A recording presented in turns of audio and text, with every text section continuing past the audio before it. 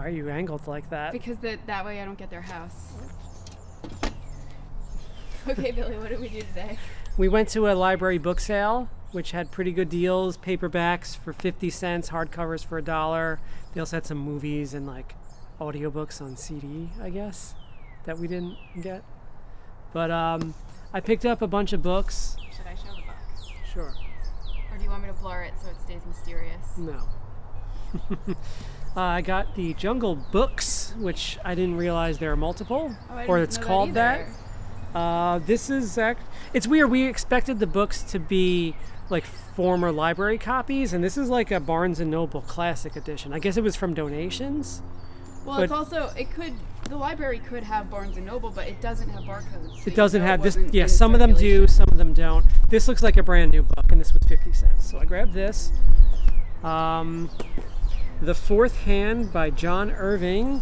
It sounded pretty interesting to me. Should I read a synopsis? Yeah, why not? Why are you laughing? Because you're angling it.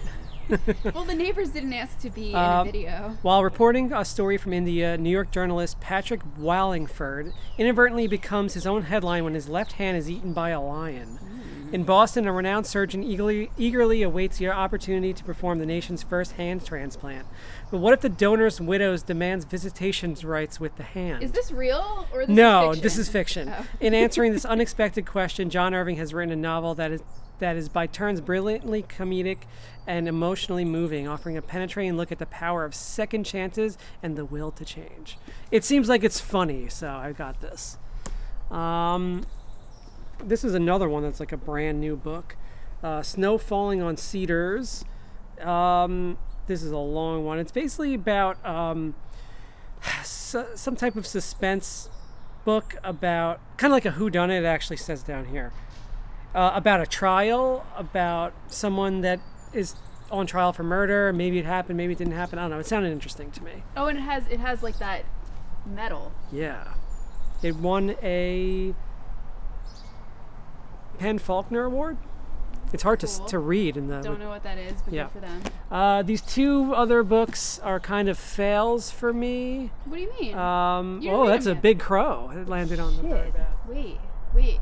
Where's the zoom? Hang on. He's gone. Oh. So these two books are kind of a fail. This is the third book in a series. I think it's a YA fantasy series, but I'd be open to reading it. It sounded interesting to me. I'm not going to read the synopsis. It's the third book. It might give something away. But it is the Chronicles of the Imaginarium Geographia, I think. Geographica, excuse me. I don't know what that is. That's the name of the series. Oh, it's on the front.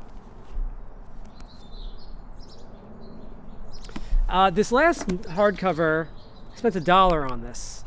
So you better like it. Summon to 13th Grave, a novel. It sounded really interesting. It's about a Grim Reaper. It's like some type of fantasy series, fantasy novel, but the 13th means it's the 13th and final book in the series. Oh no! So I'm never going to get to this. Well, maybe just try to read it by itself and see if it's. I'm going to look up but the problem is it's the last one, so I might tie up all loose ends for things I know nothing about. Well, you'd have to read 12 other books that you might not even enjoy. Right. I would say give it a go. We'll see. Maybe I'll read the first one. This is why you got to research before you I go to tried. a book I sale. looked at. This is something I need to. No, don't point back at me. I wasn't preaching to you. I was telling the audience. No, you need to say like book 13 of 13 in your series somewhere on here. Nowhere on this does this say that this is a series and this is the 13th book in the series. You know? Oh, well. It says it. All right. Well, all the books have numbers in it. First grave, second grave, eighth grave. But I didn't. This is the one book out of these that I didn't open up and look like that. So I opened this one up, and this does not say anywhere in here like more of this series. So I checked, and it doesn't say. All right. It says read all the books in, but I thought that was like this was book one, and these are the next ones. Sounds like you made a mistake. I don't know. This was $1.50 total, so if I throw them out, I throw them out. Whoa, wait. That kind of money doesn't grow on trees, Billy. All right. What did you get, Noelle? What did I get, Noelle? I got Blitzed! Drugs in the Third Reich. First of all, how How fun is this artwork, right? I mean, not we don't like Hitler, but the trippy, and it's yellow. It's very eye-catching. Looks brand new, right? Someone probably read this once and they were like, okay, now I know, and I guess they donated it. I think I've seen this book before. I feel like I've seen it at Barnes & Noble or something. Like, it kind of rang a bell, and I just think it's fascinating. So I don't know if you want me to read the whole synopsis, but basically the Nazis were always on drugs, and that's the interesting part of history that they don't teach you in school. So this book talks about that. This author, I think he might be German or something. I probably sound like an idiot if people are like, that's clearly a French name. I know it's not French, but his books are translated, so I guess he's not a native English speaker. He has another book that just came out a month ago, also about drugs in the Third Reich. Now, I almost bought it on Amazon, and then I realized, it's a brand new release. It came out April 9th. The library will probably get it soon, and let me read this one first, because sometimes with nonfiction authors, and maybe even fiction authors too, they write one book, it sells very well, then they write another book, and it's like an echo of the first book. Or with nonfiction, sometimes what they do is all throughout the second book, they keep referencing the first book. They'll go and if you want to hear more, or as I discussed in Blitzed. So I just decided, let me read this. I don't remember if I posted the video yet, but I think I made a TikTok where I talked about having that experience with Oliver Sacks. I thought I was going to like his books, and then I picked up The Man Who Mistook His Wife for a Hat, and all throughout it he keeps talking about awakenings, and it's like, oh, for God's sake. So now with nonfiction authors, if I don't know them yet, there's a bird living in our house. With nonfiction authors, I won't buy more than one book at a time because I don't want to make another oopsie.